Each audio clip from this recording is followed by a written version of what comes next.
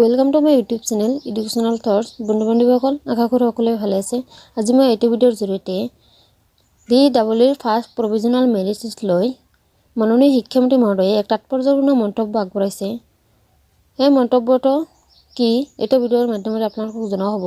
কিন্তু ফাৰ্ষ্টতে মই ক'ব বিচাৰিছোঁ যে একচুৱেলি এই মেৰিট লিষ্টটো যে ওলাল সেইটো কেনেধৰণৰ মেৰিট লিষ্ট, তাৰ যে কোনো ভেলু নাথাকিব সেইটো লৈ মাননীয় শিক্ষামন্ত্ৰী মহোদয়ে বহুত কিবা কৈ আছে। তেন্তে বলক তেওঁ এই ভিডিঅ'টোৰ মাজেৰে কি মন্তব্য আগবঢ়াইছে এইটো আপোনালোকক শুনোৱা হ'ব। আপোনালোকে ধৈৰ্য সহকাৰে ভিডিঅ'টো শেষলৈকে চাওক। প্ৰথমতে শুনক তেওঁৰ ভাষণত তেওঁ কি কৈছে। এতিয়া প্ৰভিজনেল যি মেৰিট লিষ্ট হৈছে, প্ৰভিজনেল মেৰিট লিষ্ট মতে কোনো নিৰ্বাচিতও নহয়, কোনো চাকৰি নাপায়, কোনো নিযুক্তিও নহয়। এই প্ৰভিজনেল বা অস্থায়ী তালিকাখন প্ৰকাশ কৰা হৈছে যে ইয়াত কাৰোবাৰ কিবা উজৰ আপত্তি আছে নেকি।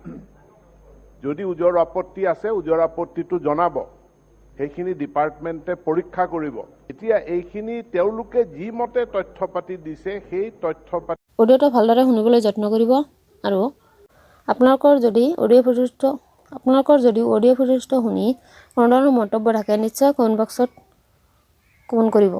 প্ৰায় 2200খন ফলাফল উইথেল কৰি ৰখা হৈছে। সেইখিনিৰ ফিজিকেল ভেৰিফিকেশ্যন হ'ব আৰু ফিজিকেল ভেৰিফিকেশ্যন অহা 23 তাৰিখৰ পৰা আৰম্ভ হ'ব। ফিজিকেল ভেৰিফিকেশ্যন হোৱাৰ পাছত চূড়ান্ত ফলাফল তেওঁলোকক দিয়া যাব। প্ৰাৰ্থীয়ে নিজে হিচাপ কৰি ক'ব পাৰিব যে মই চাকৰিটো পাম নে নাপাম।